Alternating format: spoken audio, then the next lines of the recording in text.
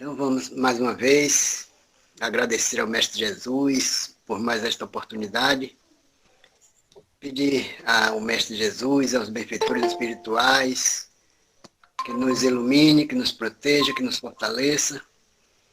E na mensagem da noite do estudo do Evangelho, no capítulo 7, Bem-aventurados pobres de espírito, itens 7 a 10, mistérios ocultos aos sábios e aos prudentes. Que a tua luz, Mestre Jesus, ilumine a todos nós, presentes, por aqueles que ainda não conseguiram entrar, e por toda a humanidade sofrida. Que a tua luz permaneça sempre com todos esses irmãos.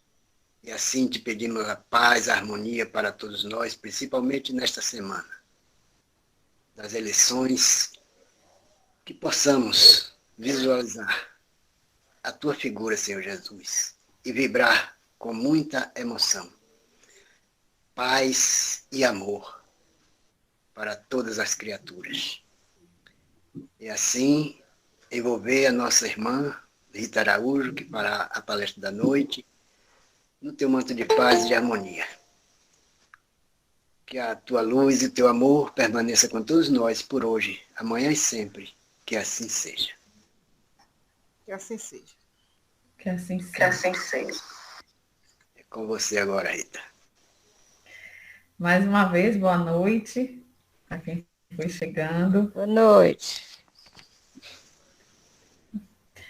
Muito feliz e agradecida pelo convite de Adalberto, né, para estar com vocês nessa noite, fazendo uma reflexão sobre esse capítulo do Evangelho. Como eu estava dizendo a Alberto, não sou palestrante, né, mas colaboro nas nossas reflexões com a doutrina. E vamos falar desse tema, né, do capítulo 7, Bem-aventurados os pobres de espírito, o item Mistérios ocultos aos doutos e aos prudentes. Nós sabemos que em todas as épocas da humanidade existiram, como ainda existem, né, descrentes, pessoas descrentes.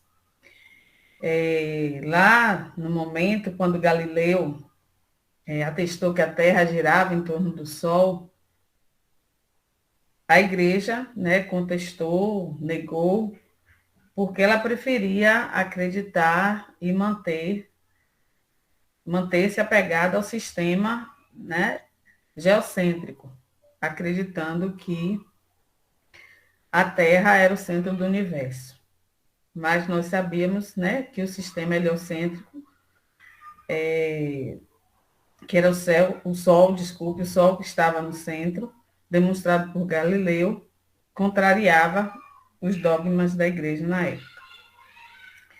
Joana d'Arc também, quando ela afirmou que ouvia as vozes de espíritos, né, ela foi catalogada, foi taxada, vamos assim dizer, como feiticeira, como relapsa, como apóstata, né?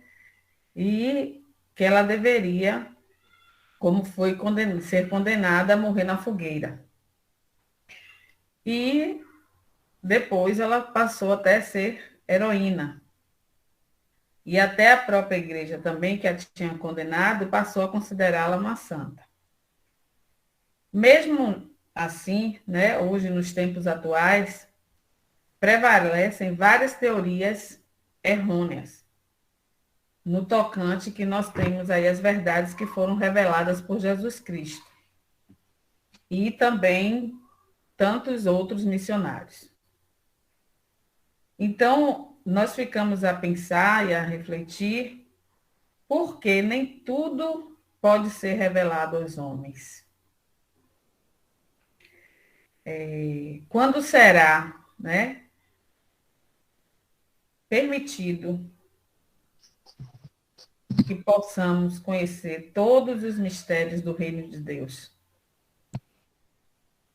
Quando chegaremos a esse merecimento?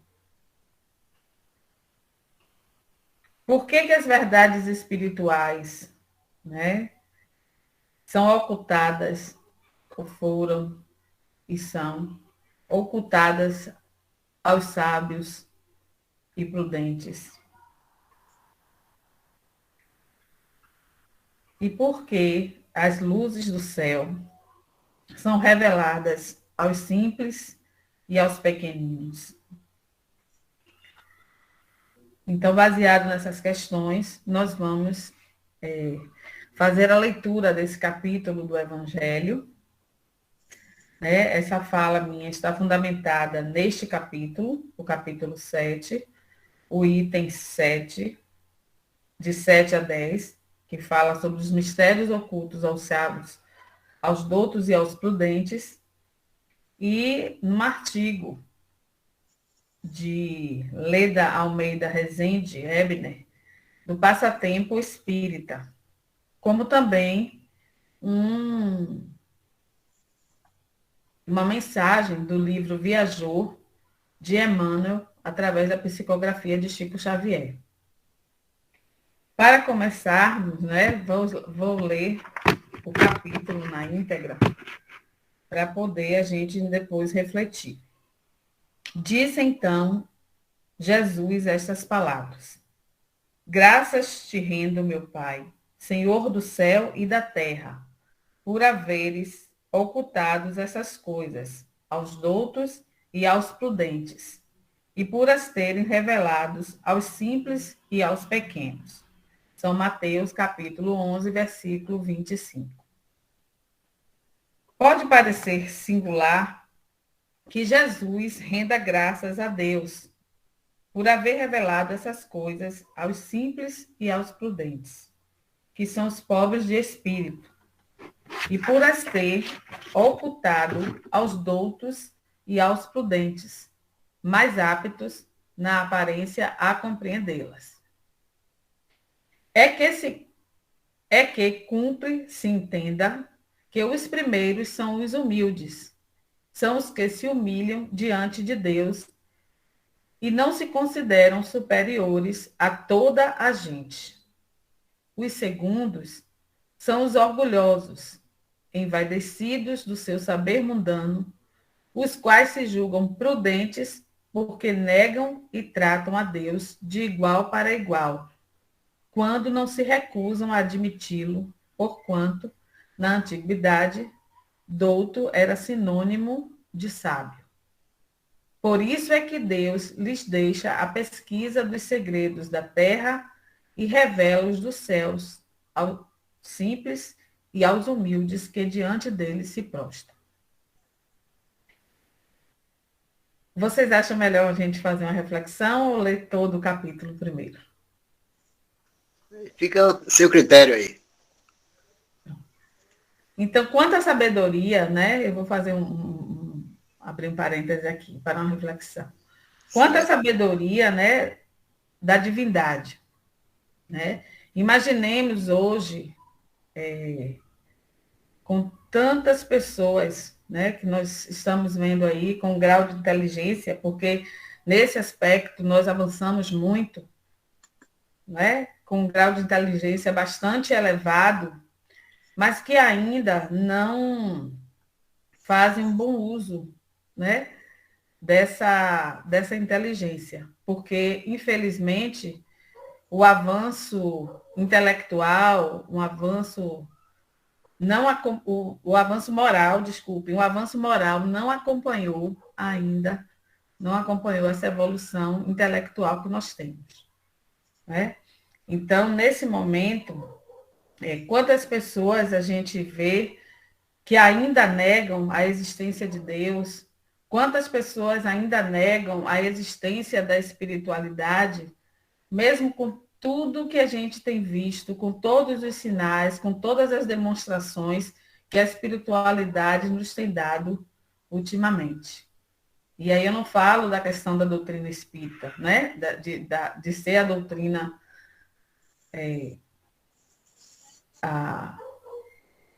a responsável por isso, a detentora dessa questão da espiritualidade. Porque nós sabemos que essa questão da espiritualidade não é propriedade da doutrina espírita, né? a espiritualidade se encontra no universo. E ainda, né, muitas pessoas, mesmo tendo situações próximas de si, ainda negam. E outras preferem passar muito tempo da sua vida ainda sofrendo, mas não querem admitir a existência da espiritualidade. Não querem buscar, né, uma ajuda espiritual para as suas angústias, para as suas aflições. Elas já buscaram por muito tempo todos os recursos materiais possíveis, né? E quando a gente, às vezes, sugere ou orienta, vamos assim dizer, que busque uma ajuda espiritual de acordo com a sua crença, enfim, a pessoa nega da existência da espiritualidade.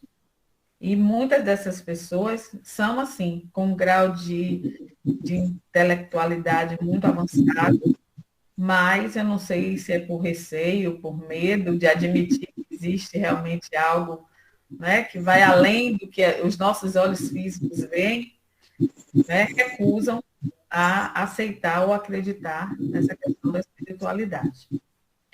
E o item 9 vai nos dizer: o mesmo se dá hoje com as grandes verdades que o Espiritismo revelou.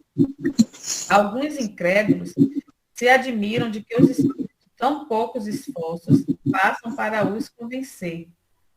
A razão está em que estes últimos cuidam preferentemente dos que procuram, de boa fé e com humildade, a luz, do que aqueles que se supõem na posse de toda a luz e imaginam, talvez, o que Deus deveria dar se for muito feliz em atraí-los a si, provando-lhes a sua existência. O poder de Deus se manifesta nas mais pequeninas coisas, como nas maiores. Ele não põe a luz debaixo do alqueire, por isso que a derrama em ondas por toda parte, de qual sorte que só cegos não a veem. A esses não quer Deus abrir à força os olhos, dados que lhes apraz tê-los fechados. A vez deles chegará, mas é preciso que antes sinto as angústias das trevas e reconheço que é a divindade e não o acaso que lhes fere o orgulho. Para vencer a incredulidade, Deus emprega os meios mais convenientes conforme os indivíduos. Não é a incredulidade que compete prescrever-lhes o que deva fazer, nem lhe cabe dizer. Se me queres convencer, tens de proceder dessa ou daquela maneira, em tal ocasião e não em tal outra, porque essa ocasião é a que mais me convém. Não se espantem, pois, os incrédulos, de que nem Deus, nem os espíritos, que são os executores da sua vontade, lhes submetam às exigências. Inquiram de si mesmo o que diriam, se o último de seus servidores se lembrassem de lhes prescrever, fosse o que fosse. Deus impõe condições e não aceita as que lhe queiram impor. Escuta, bondoso, os que a ele se dirigem humildemente e não os que se julgam mais do que ele. Então, não tem como a gente querer, né, que Deus nos prove a sua existência de acordo com a nossa vontade, de acordo com o nosso querer. Não é daqui para lá, né? É de lá para cá. O tempo todo, Deus nos tem dado sinais e nos mostra. Basta a gente observar, como diz aqui, né? Nas pequeninas coisas, como nas grandes. Basta a gente observar no universo, na natureza, tudo que não é obra do homem é obra de um Criador. é obra de um Criador. E como é que a gente pode explicar isso? Os incrédulos sempre estarão procurando, não é, uma explicação, mas de uma forma materialista. Por quê? Porque eles não admitem a existência de um ser divino.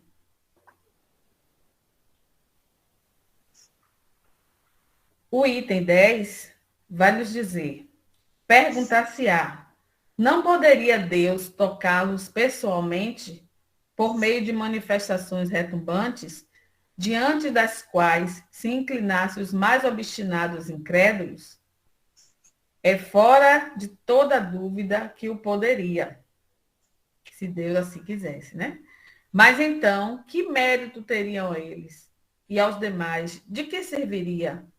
Não se vê todos os dias criaturas que não cedem nem à evidência, chegando até dizer: ainda que eu visse, não acreditaria, porque sei que é impossível. Esses, se negam assim a reconhecer a verdade, é que ainda não trazem maduro o espírito para compreendê-la, nem o coração para senti-la. O orgulho é a catarata que lhes tolda a visão. De que vale apresentar a luz a um cego? Necessário é que, antes, se lhe destrua a causa do mal. Daí vem que, médico hábil, Deus primeiramente corrige o orgulho. Ele não deixa ao abandono aqueles de seus filhos que se acham perdidos, porquanto sabe que cedo ou tarde os olhos se lhes abrirão. Quer, porém, que isso se dê de moto próprio, quando, vencidos pelos tormentos da incredulidade, eles venham de si mesmo lançar-lhes nos braços e pedir-lhes perdão, quais filhos pródigos. Então, nós estamos ainda em pleno século XXI, como é que eu diria? Nos debatendo em relação ao orgulho, né? Infelizmente, essa chaga da humanidade ainda nos limita a muita coisa.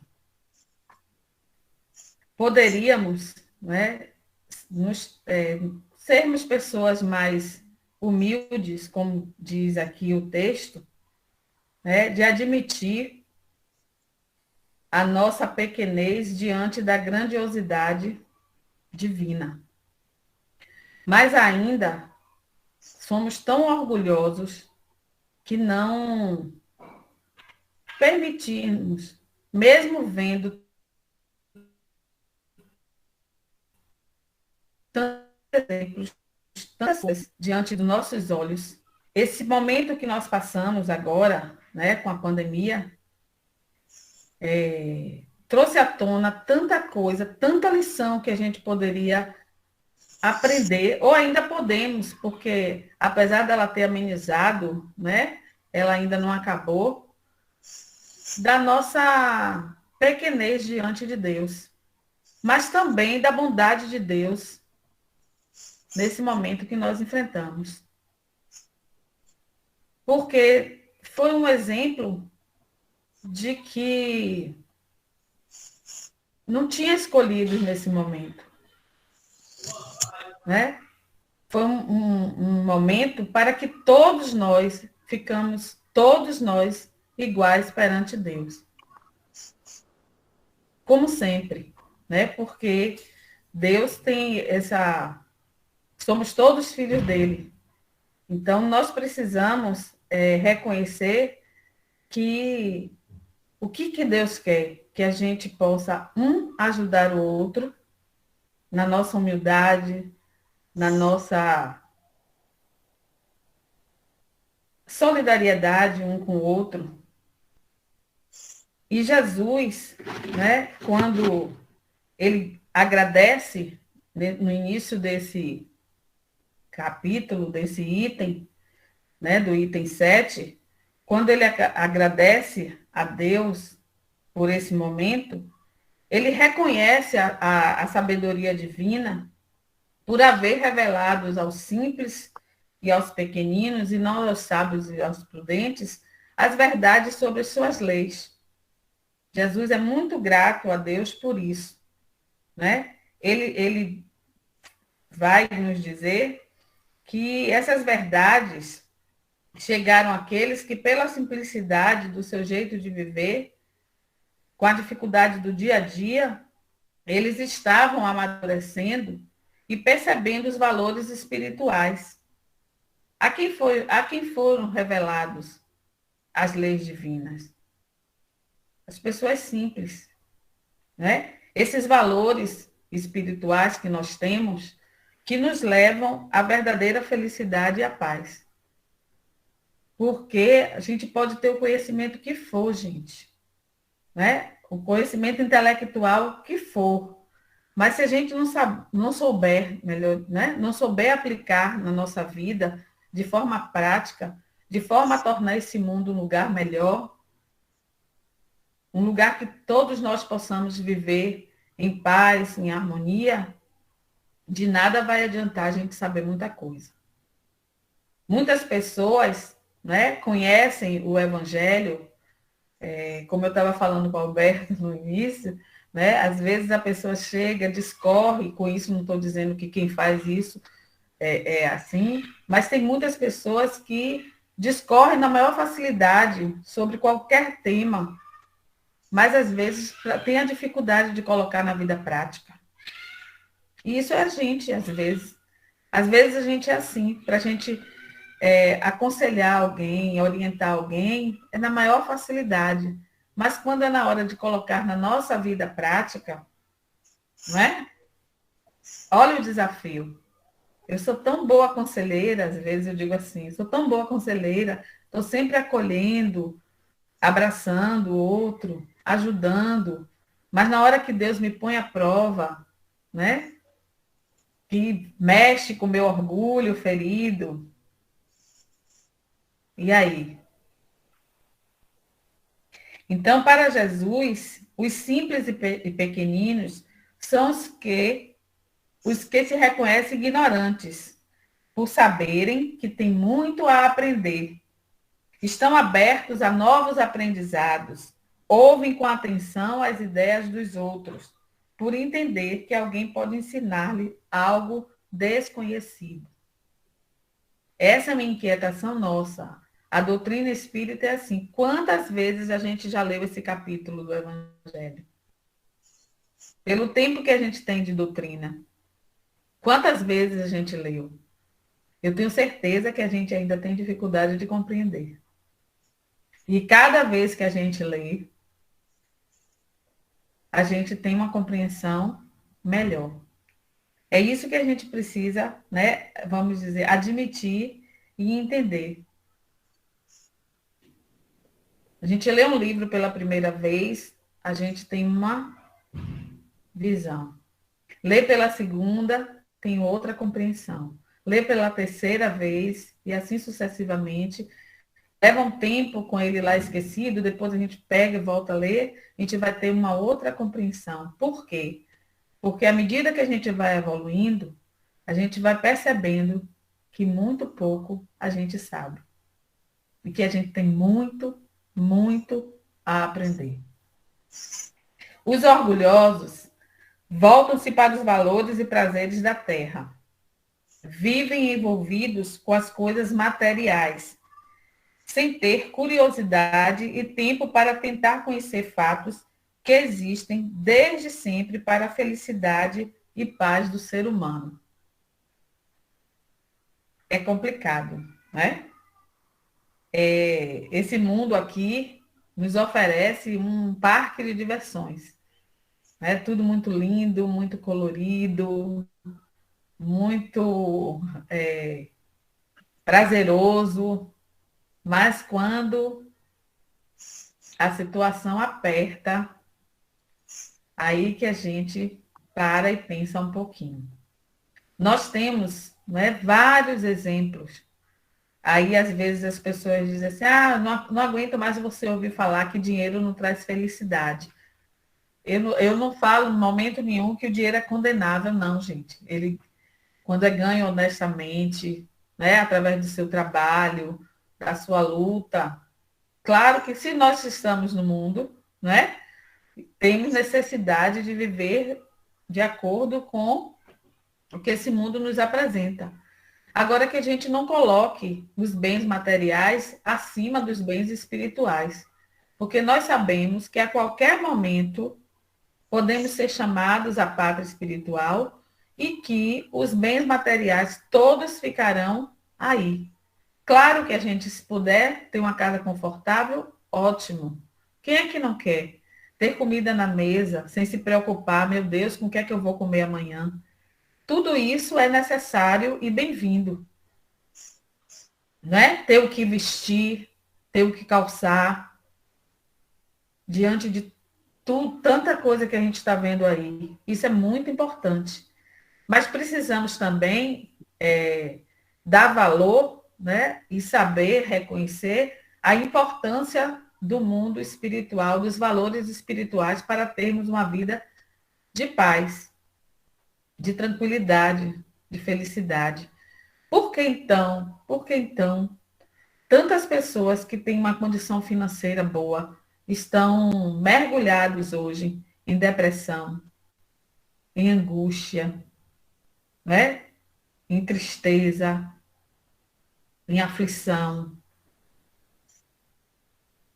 Se não tem problema financeiro, se não tem, não é? Não deveria, se todas as questões materiais estão tranquilas, não deveriam ter, porque essas questões vão além da vida material, né? Quantas pessoas chegam para a gente e falam, meu Deus, eu tenho tudo que eu preciso, mas é um vazio, uma angústia, uma tristeza. Precisamos acordar, né? E os chamados estão cada vez mais intensos. Vamos lá. Kardec, ele compara as reações contrárias de muitos às verdades reveladas pelo Espiritismo, com as reações dos orgulhosos e poderosos com as verdades trazidas por Jesus. Os orgulhosos de hoje, como os do passado, pensam que Deus deveria mostrar-se a eles, provando sua existência e a existência da alma imortal. E aí, muitas vezes, tem pessoas que até se equivocam dizendo que Deus castigou quando tem um acidente natural, quando isso, quando aquilo. E a gente sabe que não é assim, não é? Que tudo que existe tem a lei de causa e efeito. E nós sabemos que, às vezes, esses flagelos naturais não são castigos de Deus.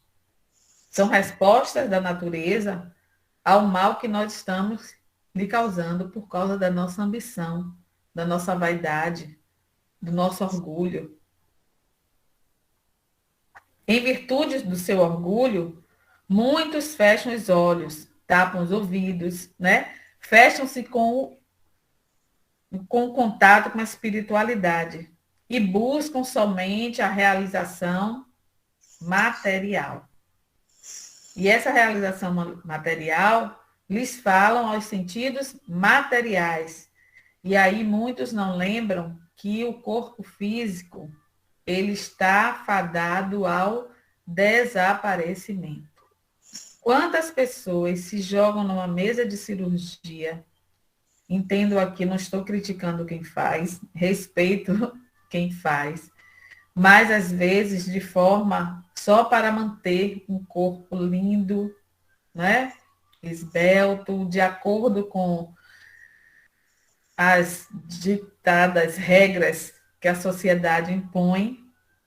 E quantas situações nós temos visto ultimamente, né? De pessoas desencarnarem porque foram fazer uma cirurgia de estética. Precisamos ter muito cuidado com essas coisas. Né? E muitas vezes as pessoas não procuram nem um profissional que realmente estudou para isso. Querem, por modismo, fazer de qualquer jeito, com qualquer profissional, e não pode ser assim.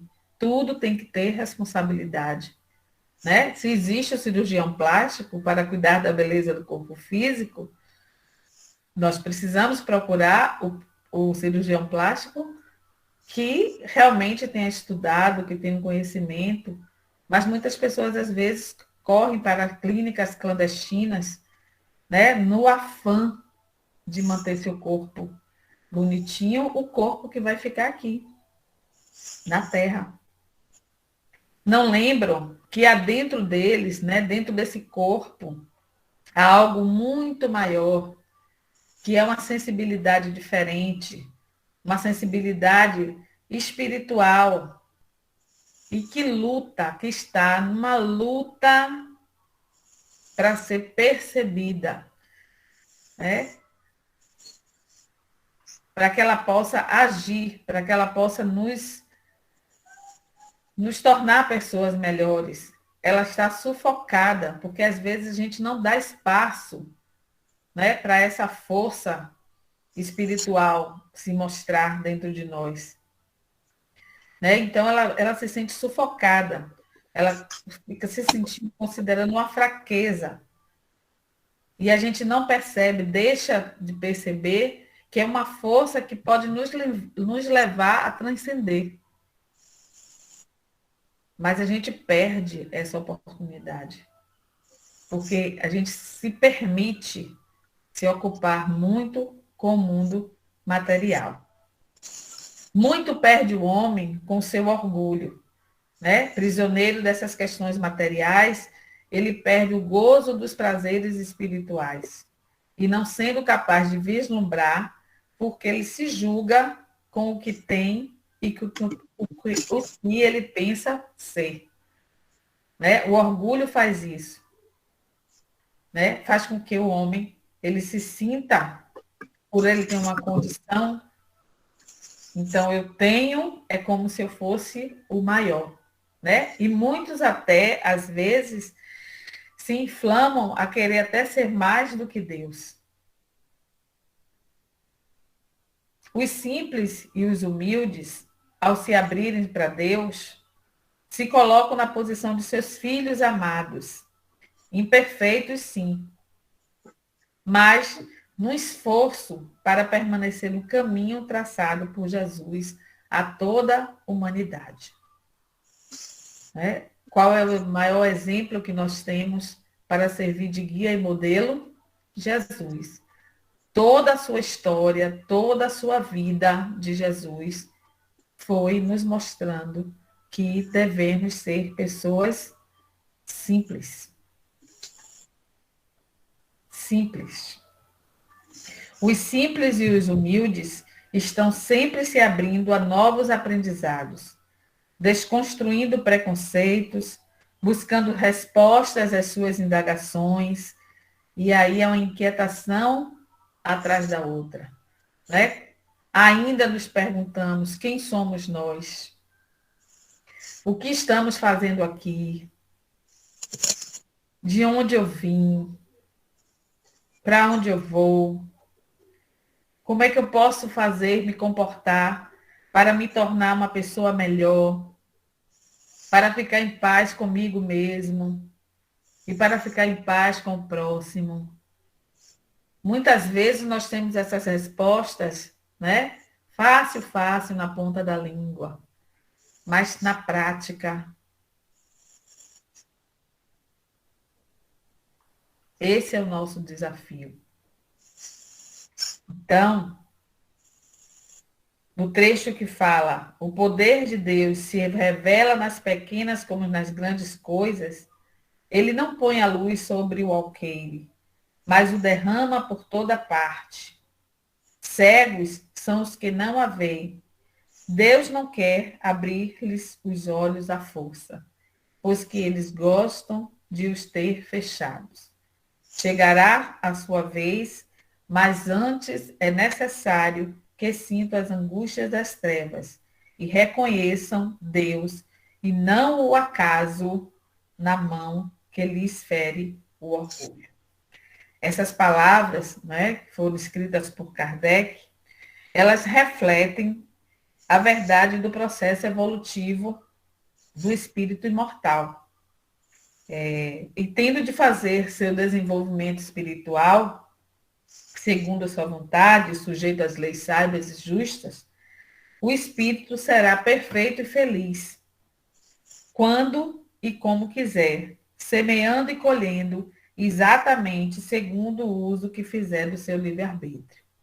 Para o orgulhoso, para o homem muito preso às questões materiais, admitir, né, essa lei de causa e efeito, a lei de ação e reação, a lei de que tudo que ele plantar, ele vai colher, e ele só vai enxergar o plantar coisas boas, né? Não vai entender que se ele plantar também discórdia, desunião, ira, raiva, lá na frente ele vai colher, né? Para o orgulhoso, isso é quase que inadmissível. Só que ninguém está fora, ninguém, nenhum de nós estamos fora das leis divinas. E quanto antes nós reconhecermos, né, a existência dessas leis naturais, dessas leis espirituais, e nos empenharmos em viver de acordo com elas, todo esse processo se realizará com menos sofrimento e menos tempo. Basta que nós admitamos isso. Mas enquanto estivermos lutando contra isso, ainda teremos muito o que sofrer. Mas não por injustiça divina, né? É justamente pela justiça divina. A justiça e a misericórdia de Deus não abandonam ninguém, dando-lhe sempre a oportunidade de reconhecimento de suas leis, através de quê? Das infinitas experiências reencarnatórias, né? Da lei de causa e efeito, que se dá a cada um segundo as suas obras. Porque o reino de Deus é para aqueles que aprendem a amar a Deus, a amar o próximo, incondicionalmente. E o orgulhoso, esse ainda só consegue amar a si mesmo. Então, nessas reflexões, por que Deus, né, revela, né, os mistérios ocultos aos doutos e aos prudentes, revela aos simples e aos pequeninos e não aos doutos e aos prudentes, porque os simples e pequeninos, eles têm a maior sensibilidade, né? O orgulho nele já está, se não totalmente, mas bastante trabalhado, vencido, enquanto outros ainda, né? Os sábios, eles ainda se acham. E muitas vezes pode deturpar a mensagem que Jesus vem a nos trazer. Uma outra coisa que eu queria colocar em relação a isso, se hoje nos fosse permitido, né? Porque muitas vezes a gente sabe que tem uma passagem bíblica que diz assim: conhecereis a verdade e a verdade vos libertará. Será que hoje nós já nos sentimos preparados para receber toda a verdade espiritual?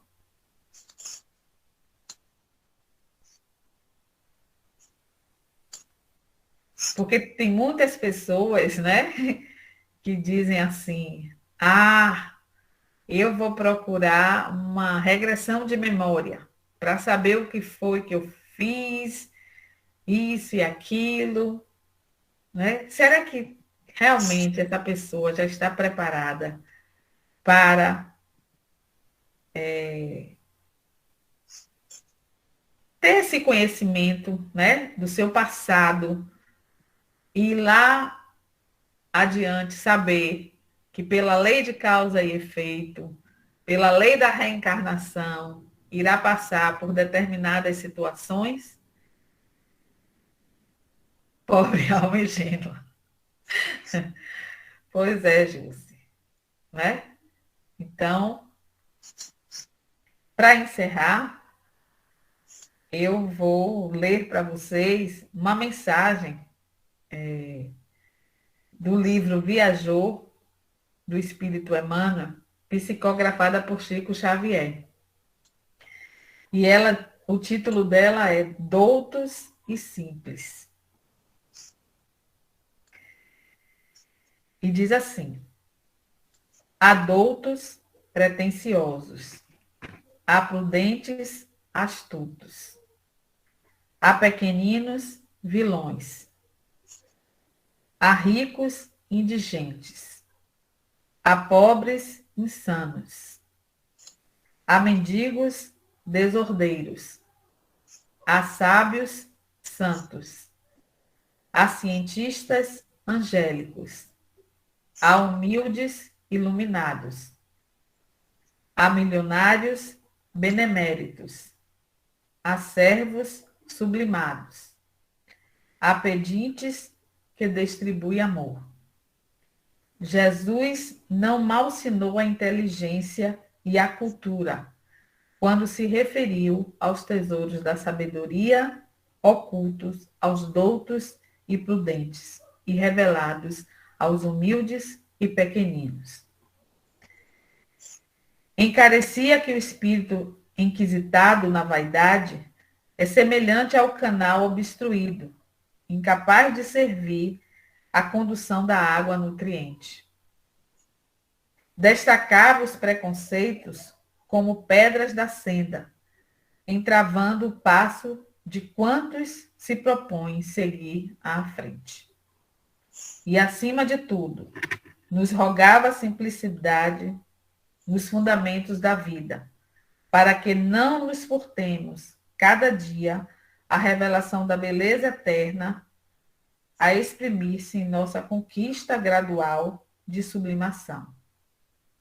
Saibamos exumar a essência da forma para que não venhamos esquecer o impositivo da escola em nossa experiência diária, mesmo porque foi o próprio Senhor que nos advertiu certa feita: conhecereis a verdade e a verdade vos libertará.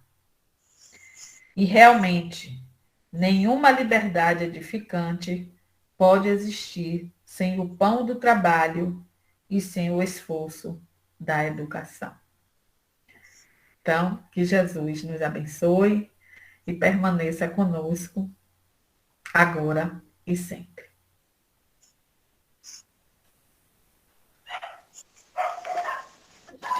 Muito bem, isso aí é muito importante.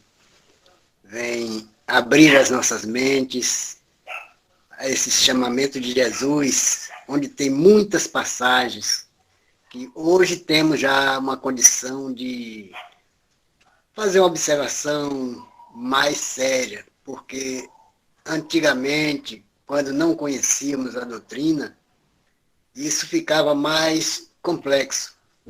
Então a doutrina veio mostrar esse conhecer a verdade para ela nos libertar dos erros que ainda estamos trazendo, achando que estamos certos. Então, a cada momento que a gente vai caminhando, cada tropeço serve de lição, cada bênção ajuda melhor a gente compreender, e assim vamos seguindo esse caminho maravilhoso, iluminado por Jesus. Isso é muito importante, então que possamos fazer sempre essas reflexões, saber definir os simples e humildes, os doutos, o motivo pelo qual ainda um conhece a luz, o outro não conhece. Então, tudo isso a gente vai aprendendo a cada dia. É um ensinando o outro. Porque aquele que acha que sabe mais do que o outro, nada sabe. Estamos aprendendo um com o outro. Exatamente. Muito bem, muita paz, Deus abençoe. Mas tem mais pessoas aí. Eu vi seu Joel, Dona Iva, tem Alberto, Letícia, Erlândia. Se quiserem fazer alguns comentários, ainda tem um bom tempo. Dona Disse.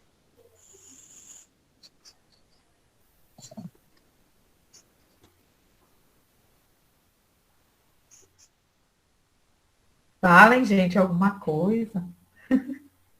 Só tem para dizer, Rita, parabéns, parabéns mesmo. Palavras de Jesus é uma coisa assim que a gente escuta, assim, que a gente, principalmente essas palavras de orientação, essas palavras que só nos ensina a melhorar a cada dia um pouquinho. Porque diante de tanta coisa assim, a maior chaga da humanidade vem do orgulho, vem da vaidade, vem da ganância, se sentir superior a tudo e a todos, o preconceito, para que chagas pior do que o preconceito, você ser preconceituoso. Então, são tantas coisas assim que pode melhorar. Pode também, nesse melhoramento, servir de exemplo para outros também seguirem, né? Quando você está estudando, de que adianta todo dia aprender um pouquinho se a gente não coloca em prática, se a gente não usa isso para o nosso dia a dia? Então, com esse uso, com esse aprendizado, pessoas que não estão estudando, que não sabem da importância dos ensinamentos do nosso Mestre Jesus, quando vê o nosso melhoramento, mesmo um pouquinho, mas vai ver, oh meu Deus, ali eles têm bom exemplo, olha que bom exemplo, fulano está estudando, está fazendo isso e isso, como tem um bom exemplo tão bom no comportamento nosso, não é através de palavras, é através das nossas ações. Ô, gente, tem hora que eu destravo, desculpa. E mesmo que a gente não perceba, nós somos bastante observados, né? Principalmente quem está na doutrina espírita, né? A gente é observado demais. Qualquer coisa que a gente faz, tem, às vezes, fora da linha, alguém faz logo uma observação. Você não é espírita, você não pode nem se demonstrar fragilizado em alguns momentos que a pessoa cobra logo que está junto de você. Você não é espírita, como se a gente não pudesse chorar, como a gente não pudesse sentir. Somos espíritas, mas somos humanos, estamos em processo de evolução, não é? Justamente. E geralmente eu falo lá no centro do Joel Taí e Iva, né? Que todos nós, aliás, falamos isso, e eu acredito que vocês também saibam disso. Que quando a gente tem um tema para estudar, né? Quem primeiro está ouvindo esse tema somos nós, que a boca está pertinho do ouvido. Então, a gente tem por obrigação, né? Não, eu falei isso para as pessoas. Então, a partir de agora, eu posso até não fazer tudo, nem aceitar tudo. Não aceitar, não praticar tudo, né? De imediato, mas eu tenho o compromisso, a responsabilidade de me tornar uma pessoa melhor. Não para ninguém, melhor do que ninguém, mas para comigo mesmo. Né? Melhorar o eu interior. Exatamente. Né? Que é desafiador, né? Diante de tantas coisas que a gente traz, mas... Como você mesmo falou, Rita, que Jesus nos disse, conhecerei a verdade e a verdade vos libertará. Então, é atrás dessa verdade que nós estamos para nos melhorar. Porque enquanto nós realmente não conhecemos essa verdade, ainda vamos continuar muito necessitados dos ensinamentos de Jesus, né? Que você bem se colocou, dizendo que você, Adalberto, falou que é aquele que diz que sabe tudo, às vezes não sabe nada, porque quem sabe não diz que sabe, né? E, na verdade, assim, nós estamos aprendendo a todo momento. E veja só que nós aprendemos não só com os nossos colegas, com os livros, que, no caso, que tem a doutrina espírita, mas nós estamos aprendendo a vida inteira com o outro. No dia a dia. E aí, quando você falou aí que às vezes as pessoas cobram do espírita quando ele faz algo indevido diante do que prega, mas isso, eu acho que essa cobrança as pessoas fazem em quase todas as religiões. Porque ainda ontem uma menina fez uma colocação, de que adianta estar na igreja fazendo tanta coisa, prega e não faz nada. As pessoas sempre estão cobrando e não vão parar de cobrar. Né? Mas o importante de tudo isso é que nós estamos buscando aprender. Nós estamos buscando, através dos ensinamentos, dos exemplos que Jesus nos deixou e tem nos dado, que, na verdade, nós só vamos mesmo crescer quando trabalhar mais esse orgulho, que o orgulho é uma das piores chagas, como você bem colocou. Embora todos nós ainda temos um pouco desse orgulho. Muito. Né? Agora, o excesso é o que mais prejudica. Né?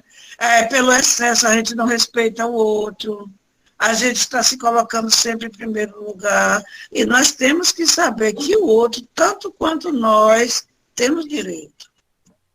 Então, aí o orgulho, ele age de imediato. A falta de perdão, a falta de amor, a falta de conhecer quem somos nós, tudo isso faz parte do orgulho. Porque, às vezes, mesmo nós sabendo que nós estamos errados, mas nós não queremos ceder. E nós temos, assim, o privilégio de conhecer a doutrina espírita, que nos permite, às vezes, calarmos diante de determinadas situações. Né? Porque, assim, alguém nos trata de forma indevida, mas nós já temos não temos tanto aprendizado, mas o que nós já temos. Quando eu digo nós, gente, eu estou referindo principalmente a mim. Assim, nós já temos aquela consciência que naquele momento nós não devemos nos colocar. E aí eu vi muito essa colocação que o pior cego é aquele que não quer enxergar, mas antes nós ficávamos nos perguntando como é que o cego vai enxergar. Mas hoje nós sabemos de que cego nós estamos falando. É que é daquele que, mesmo diante da verdade, ele finge não entender para que ele possa continuar fazendo tudo aquilo indevido que ele costuma fazer. Ele finge que é cego, que é surdo, porque ouve, mas não está nem aí.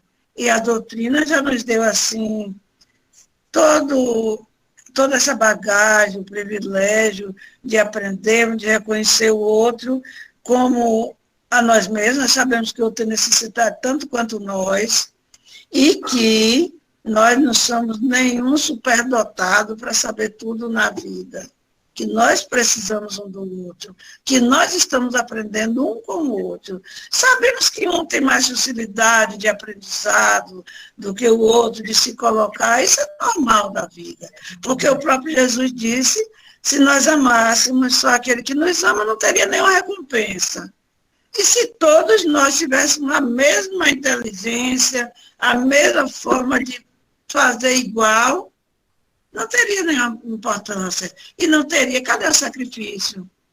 Como é que nós faríamos esse sacrifício agradável a Deus? Se todo mundo é igual, todo mundo for igual, todo mundo sabe a mesma coisa. Não teria nenhuma lógica. Então, tudo isso é preciso para o nosso desenvolvimento moral e espiritual, principalmente espiritual. É como você disse, né?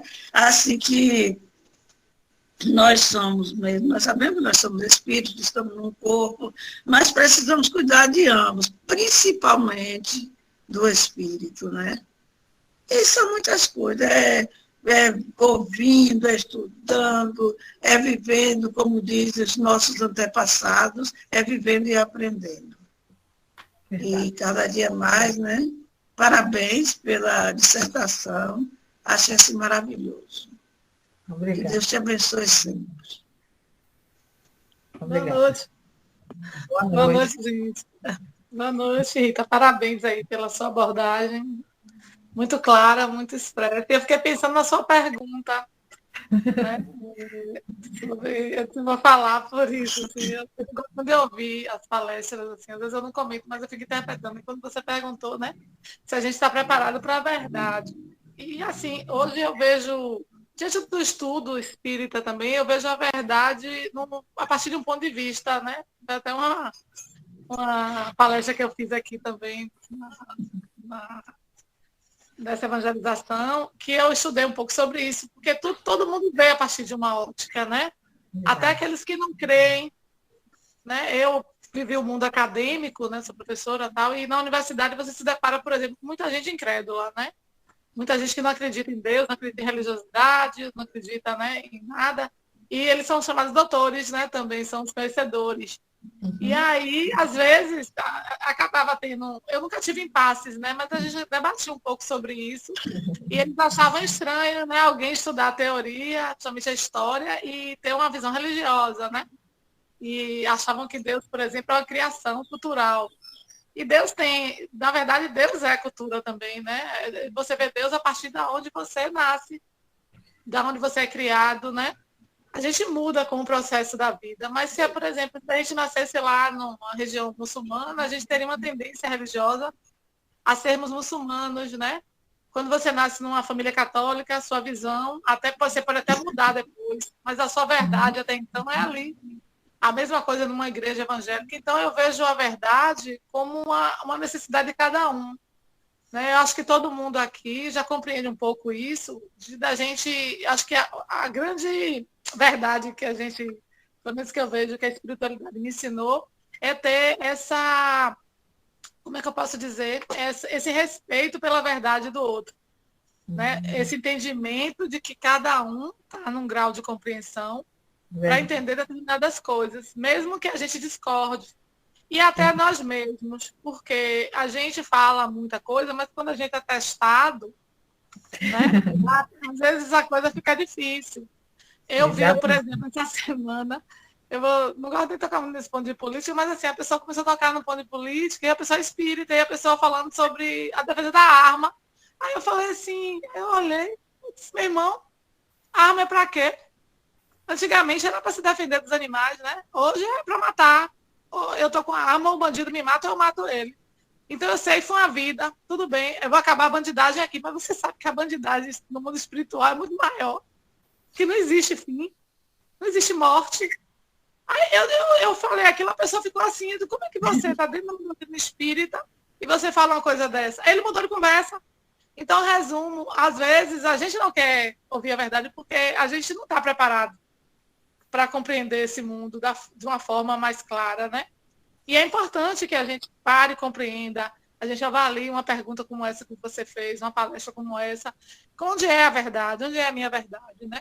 E que a gente sabe que de tudo, por menos conhecimento que a gente tem, a gente pode não ter lido nenhuma uma linha do Evangelho, nenhuma linha da Bíblia, ou de qualquer conhecimento, mas se você segue o preceito maior de Jesus, que é o amor, que é o perdão, né? Que é fazer o bem, aquilo ali ele torna o ser humano muito mais iluminado, né? Eu lembro lá do livro, né, do Nosso Lar, que quando André Luiz, né, ele vê que a mulher que rezou por ele, né, os sentimentos que ele tinha não era do meio acadêmico, não era dos ricos, era de uma pessoa muito simples que ele ajudou, né, e que Deus ouviu. Então, eu acho assim que todo conhecimento do mundo é necessário para esse mundo, mas que a nossa maior evolução é realmente a espiritualidade, né? É essa verdade que a gente tem que buscar todo dia, internalizar na gente e tentar também compreender o lugar do outro, porque não é o nosso papel julgar. Eu acho que é essa ideia também que eu vejo. O Espiritismo, ele nos diz assim, não julgue, né? Ele o tempo todo ele bate na nossa cara isso, né? Você não sabe lá o passado do outro, você não sabe nem o seu. Verdade. Né? É isso. Muito obrigada, viu? Pelas suas palavras, pela palestra, por todos aqui. Gratidão aí. Obrigada a vocês também. Boa noite, pessoal. Boa noite, meus amigos. Rita, muito obrigado, minha amiga, pelas suas reflexões, muito boa mesmo. Eu queria fazer uma pergunta para você, Rita. Seguinte, nós sabemos que a busca que o espírito faz sempre é em busca do desconhecido. Não só o espírito, né, mas o homem em si também. A gente lidar com o desconhecido. Parece que a vida é isso. A gente buscar aquilo que está escondido. Como é que você vê essa perspectiva, né? Do espírito buscar sempre aquilo que está desconhecido? É como eu falei, né? Será que nós já estamos preparados? E quando eu falo nós, eu me incluo, né? Para buscar esse desconhecido? Eu acho importante. Mas eu sempre disse falava que a doutrina espírita, dependendo do nosso grau de evolução, pode às vezes até assustar. Quando a gente se depara com ela nos dizendo que nós somos responsáveis por tudo o que passamos. Nós fomos os construtores, somos os construtores de tudo que nós vivemos. Dessas angústias, das aflições. Porém, ela também, no mesmo momento que ela nos esclarece, e aí vai depender de como estejamos emocionalmente, né? Para aceitar essa verdade, esse desconhecido, a doutrina também nos conforta, nos consola, porque ela vai nos dizer também que nós temos a oportunidade de tudo que a gente se equivocou, porque eu tenho certeza que hoje muito de nós não faríamos o que já fizemos há um tempo atrás sem conhecer a doutrina espírita. Eu não vim de um lar espírita, né? Eu vim de um lar católico. Mas hoje uma parte da minha família é espírita, a outra é evangélica, a outra é umbandista, e assim, é um misto. Mas a gente consegue dialogar, consegue conversar, né? Então, essa busca do desconhecido, eu vejo como importante, mas assim, eu diria que, para mim, eu vou dar uma resposta, né, diante do que eu penso. Eu teria muito cuidado em buscar esse desconhecido, porque, assim, eu não sei até que ponto eu estaria já preparada para esse novo. Então, eu gosto de fazer as coisas muito devagar nesse sentido, né? Eu já percebi que tem alguns aspectos na minha vida que eu fujo, né? Não quero saber não, né? E vou por aqui, mas não adianta. Então, eu entendo que sobre aquele aspecto eu preciso enfrentar. Não sei se eu me fiz entender, né? Eu preciso enfrentar. Mas não sou curiosa de ficar buscando tanto esse desconhecido, não. Esse novo, não. Eu vou aos poucos. À medida que ele vai se apresentando, eu vou tentando entender. Falar alguma coisa, pode fazer um pequeno Eu vou comentário. falar, não vou me fazer de rogada, não. Primeiro, parabenizar a Rita, né? Pela discorrência do tema, pela abordagem, pela forma como foi abordado, e fazer uma reflexão que eu não sei se minha, e também quero que vocês me ajudem nessa compreensão. Eu acredito eu acredito que tudo estando na natureza, todas as ferramentas, todas as substâncias são neutras. Depende muito da mente que manipula. Depende muito da mente que manipula.